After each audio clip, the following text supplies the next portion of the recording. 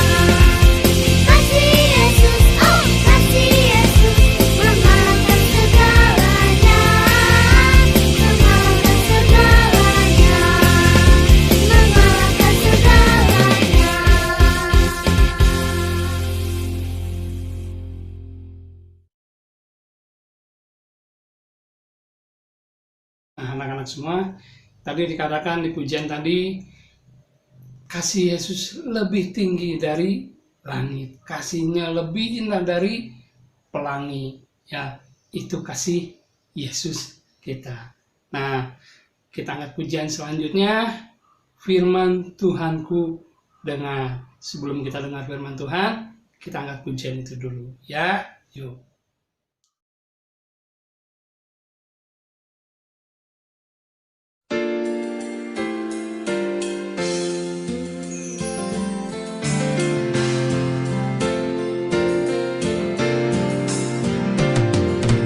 Firman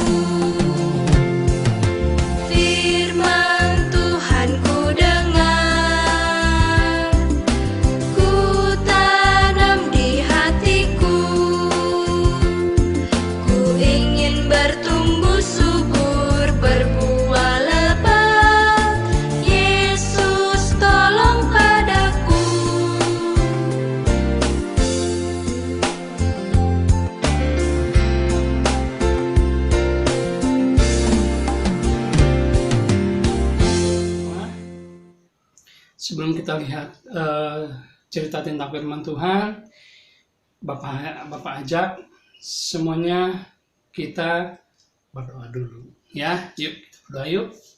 Tuhan Yesus, terima kasih Tuhan pagi ini.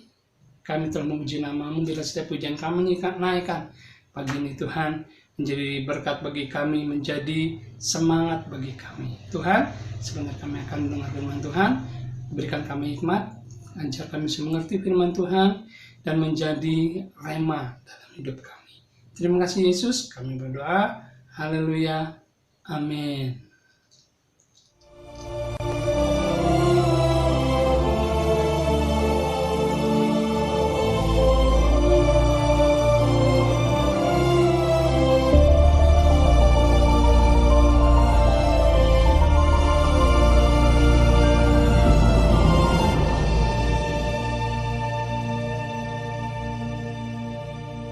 Kitab Kisah Para Rasul.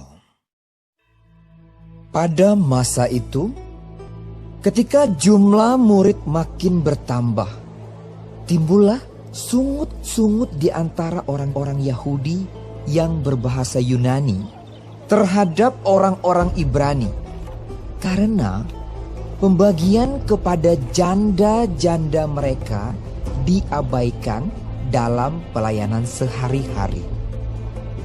Berhubung dengan itu, ke-12 rasul itu memanggil semua murid berkumpul dan berkata, "Kami tidak merasa puas, karena kami melalaikan firman Allah untuk melayani meja. Karena itu saudara-saudara, pilihlah 7 orang dari antaramu, yang terkenal baik, dan yang penuh roh dan hikmat, supaya kami mengangkat mereka untuk tugas itu. Dan supaya kami sendiri dapat memusatkan pikiran dalam doa dan pelayanan firman." Usul itu diterima baik oleh seluruh jemaat. Lalu mereka memilih Stefanus, seorang yang penuh iman dan Roh Kudus, dan Filipus, Prochorus, Nikanor, Timon, Parmenas, dan Nikolaus, seorang penganut agama Yahudi dari Antioquia. Mereka itu dihadapkan kepada rasul-rasul. Lalu rasul-rasul itu pun berdoa dan meletakkan tangan di atas mereka.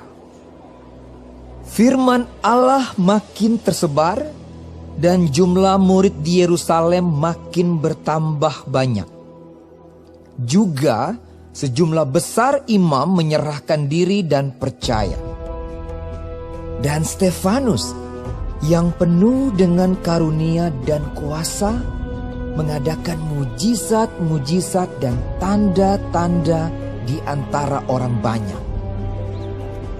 Tetapi tampillah beberapa orang dari jemaat Yahudi yang disebut jemaat orang Libertini. Anggota-anggota jemaat itu adalah orang-orang dari Kirene dan dari Alexandria, bersama dengan beberapa orang Yahudi dari Kilikia dan dari Asia. Orang-orang itu bersoal jawab dengan Stefanus. Tetapi mereka tidak sanggup melawan hikmatnya dan roh yang mendorong dia berbicara. Lalu mereka menghasut beberapa orang untuk mengatakan, "Kami telah mendengar dia mengucapkan kata-kata hujat terhadap Musa dan Allah." Dengan jalan demikian mereka mengadakan suatu gerakan di antara orang banyak serta tua-tua dan ahli-ahli Taurat. Mereka menyergap Stefanus, menyeretnya dan membawanya ke hadapan mahkamah agama. Lalu mereka memajukan saksi-saksi palsu yang berkata, "Orang ini terus-menerus mengucapkan perkataan yang menghina tempat kudus ini dan hukum Taurat. Sebab kami telah mendengar dia mengatakan bahwa Yesus orang Nazaret itu akan merubuhkan tempat ini dan mengubah adat istiadat yang diwariskan oleh Musa kepada kita."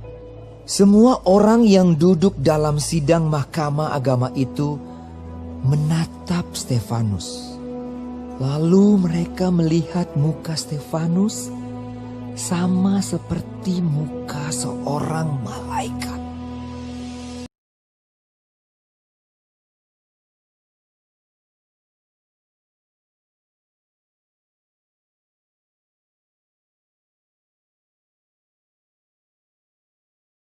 Anak-anak semua, kita lihat tadi cerita tentang Stefanus, ya.